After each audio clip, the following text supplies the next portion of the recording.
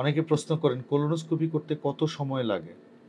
আসলে কোলোনোস্কোপি করতে আমি অনেক কোলোনোস্কোপি করেছি। অলরেডি আমার ২০,০০০ এর উপরে কোলোনোস্কোপি করার রেকর্ড হয়ে গিয়েছে এবং বাংলাদেশে এটা অনেক বেশি এবং ব্যক্তিগতভাবে এত বেশি কোলোনোস্কোপি করার অভিজ্ঞতা আর কারো আছে কিনা জানি না।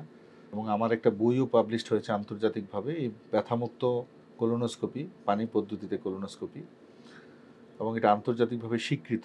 আমি অনেক দেশেই যাই বিদেশে ট্রেনিং দেওয়ার জন্য এবং অনেক ডাক্তারও বিদেশি অনেক ডাক্তারও আছে যারা অনলাইনেও আমার সাথে কানেক্টেড হয় কিভাবে কোলোনোস্কোপি করি আমরা এটা দেখার জন্য। তো অনেকে বলে যে কোলোনোস্কোপি করতে কত সময় লাগে? আসলে কোলোনোস্কোপি করাটা হচ্ছে কোলনটা ঠিকমতো পরীক্ষা করা। আন্তর্জাতিকভাবে একটা মানদণ্ড আছে কোলোনোস্কোপি করে কতক্ষণ আমি কোলনটা পরীক্ষা করব। অন্তত ৬ মিনিট পুরা কোলনটা আমার থ্রু অ্যান্ড থ্রু পরীক্ষা করে দেখতে হবে।